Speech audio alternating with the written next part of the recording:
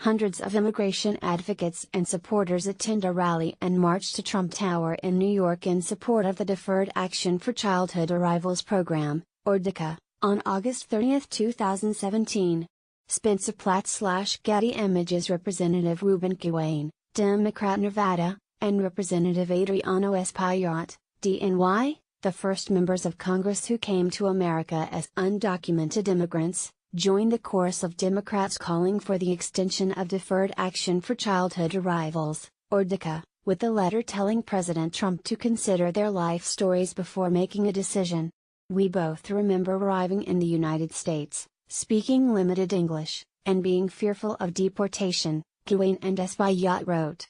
"Our backgrounds and the trajectory of our careers have been humbling, and show how, with the right opportunities, anyone can achieve the American dream.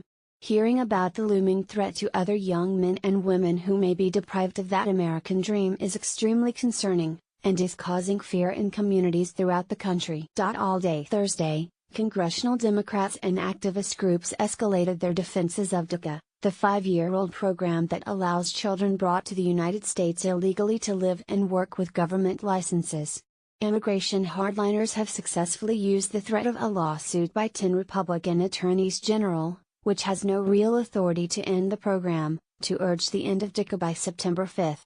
All week, immigrant groups and liberal and business allies have organized rallies and quiet, behind-the-scenes pressure to hold the president off. Their tone grew more combative on Thursday after Fox News, Reuters and McClatchy, citing White House sources, suggested that the president had decided to halt DACA, an occasional campaign promise he abandoned this year.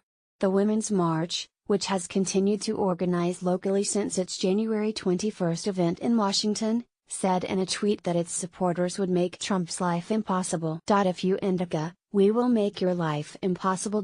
Signed, the 5 million who marched on January 21 #Defend DACA, Women's March, at Women's March August 31, 2017. Activists marching from Charlottesville to Washington, to raise awareness of the threat of white supremacy, added the possible end of DACA to their agenda. At Mark Ruffalo is with us marching from #Gaville to DC as news breaks Trump plans to roll back DACA.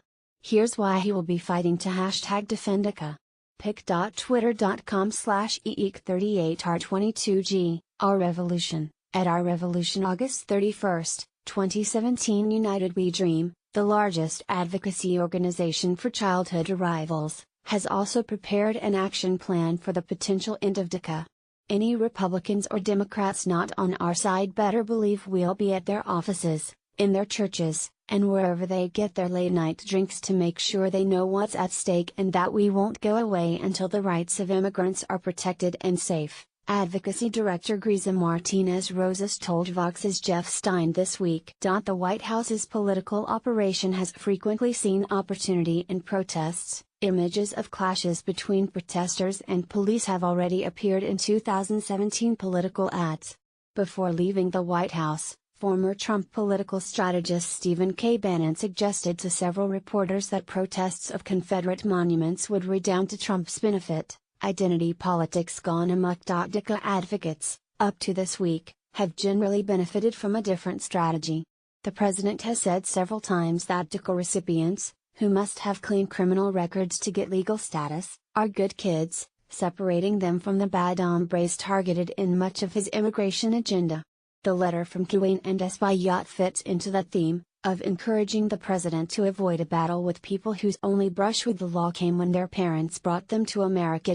The text of the letter is below. As the two first formerly undocumented members of Congress, we are writing to ask you not to terminate the Deferred Action for Childhood Arrivals, DACA, program. We both remember arriving in the United States, speaking limited English, and being fearful of deportation.